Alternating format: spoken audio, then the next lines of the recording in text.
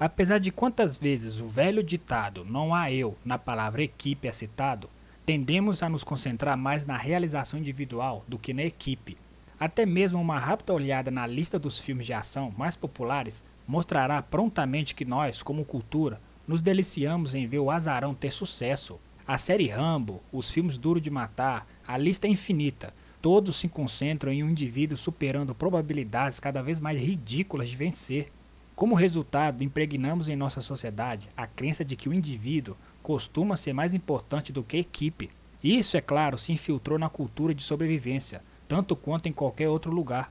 Se você passar muito tempo examinando vários fóruns online ou lendo manuais de sobrevivência, verá exemplos e mais exemplos do que é conhecido como Síndrome do Lobo Solitário.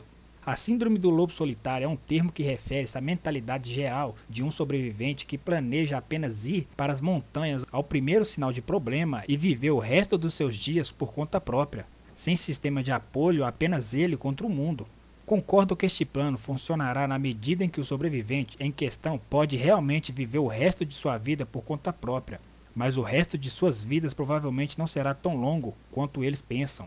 Os sobreviventes com esse tipo de plano apontam para os muito elogiados homens das montanhas do velho oeste americano, como o ideal que desejam imitar. Esses desbravadores e caçadores de fato passariam longos períodos de tempo sozinhos na selva. No entanto, aqueles que sofrem da síndrome do lobo solitário rapidamente se esquecem de alguns outros fatos sobre os homens das montanhas. A vida média do homem da montanha era relativamente curta. Muitos deles duraram apenas vários anos na selva, ao invés de qualquer coisa próxima às décadas que Hollywood e a ficção nos fazem acreditar. Longe de levar uma vida completamente solitária, os montanhistas visitam regularmente as cidades para comprar suprimentos. Enquanto estivessem lá, eles provavelmente visitariam bares e outros negócios. Eles também frequentemente trabalhavam em grupos em suas armadilhas. Muitos deles se tornaram amigos de tribos nativas americanas e até se casaram com algumas de suas mulheres. Essas tribos permitiam que os homens da montanha ficassem com eles por longos períodos de tempo. Os seres humanos são animais sociais.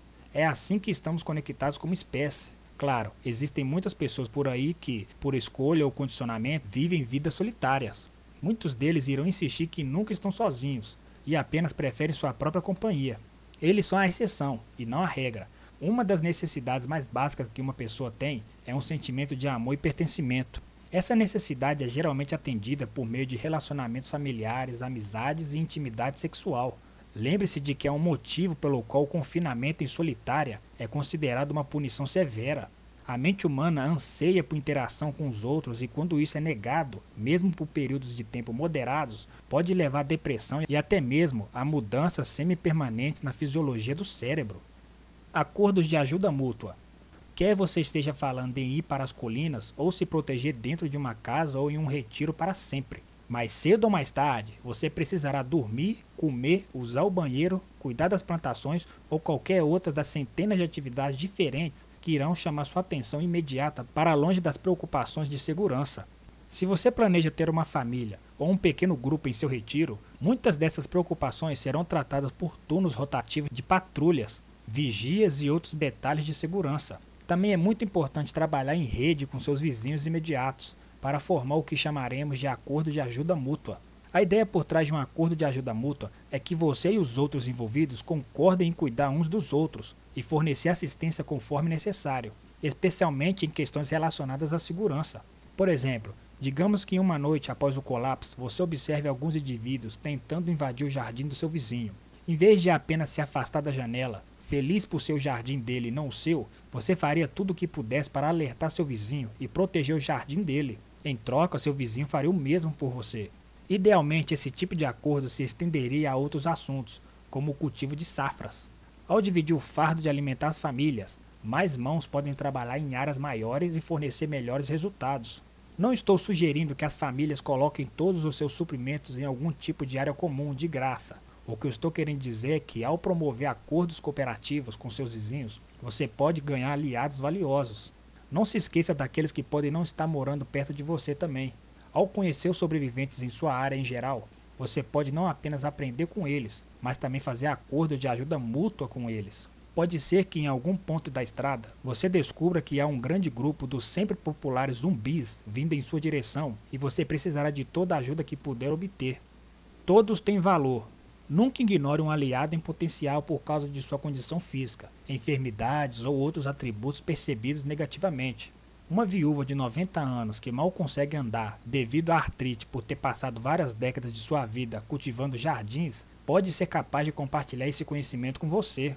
Ela também pode ter sido a intrometida residente e pode dizer rapidamente quem mora onde, há quanto tempo eles moram lá, o que fazem para viver e quem está morando com eles.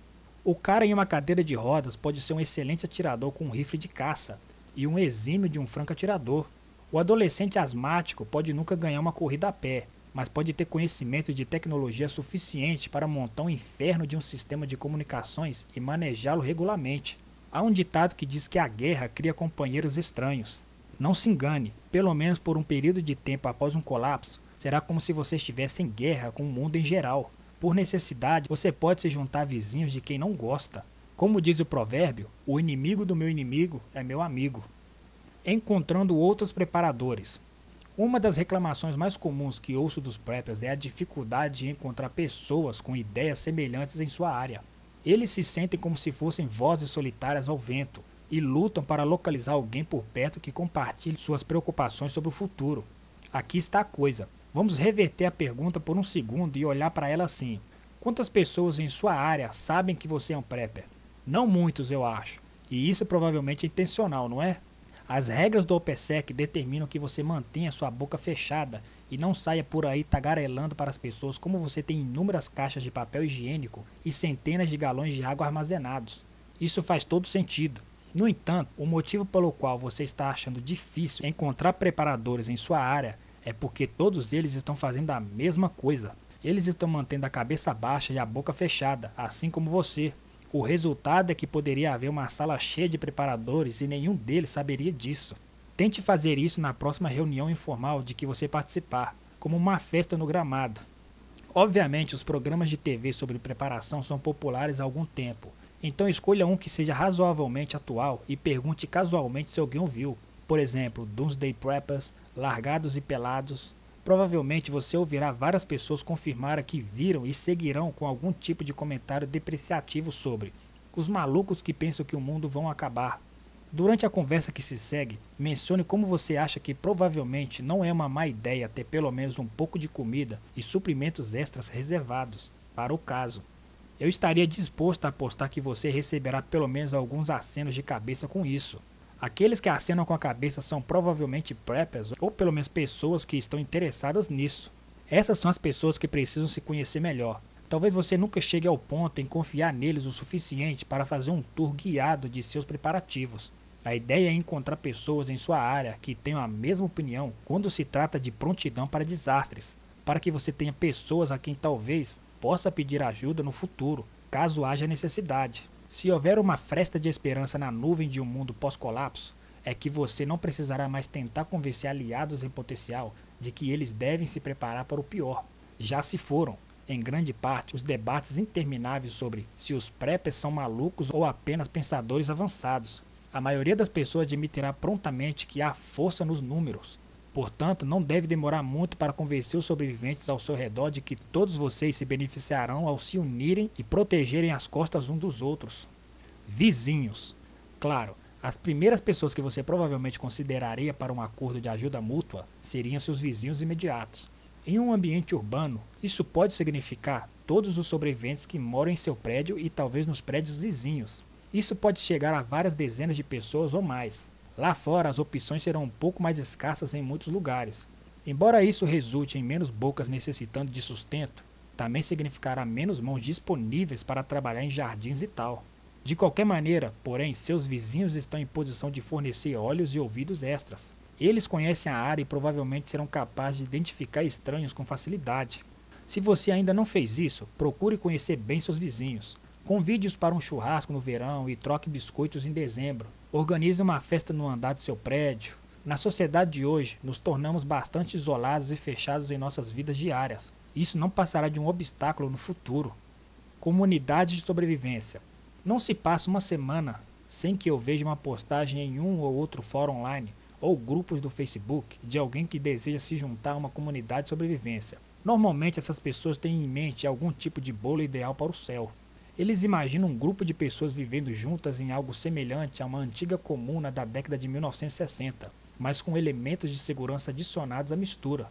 Eu odeio dizer isso a você, mas na maioria das vezes, essas comunidades são quase como uma lenda urbana prepper. Claro, existem grupos estabelecidos por aí, mas são poucos e distantes entre si. Além disso, nenhum deles está procurando adicionar pessoas novas e desconhecidas aos seus grupos. Em sua maioria, esses grupos estão juntos há muitos anos e os membros se conhecem intimamente. Eles não têm nenhuma razão para procurar fora do grupo por mais pessoas para se juntarem. Ok, então você tem uma vasta experiência militar e está se oferecendo para trocar sua experiência por um lugar no grupo. Adivinha, a maioria dos membros desses grupos estabelecidos também são ex-militares e não precisam de outra boca para se alimentar. Meu melhor conselho para aqueles que desejam ingressar em um grupo estabelecido é concentrar seus esforços e energia em outro lugar.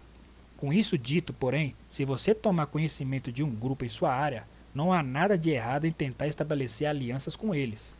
Os grupos de que eu estou ciente não têm, pelo menos nesse momento, a intenção de se tornar algum tipo de regime de senhor da guerra em sua área após um colapso social.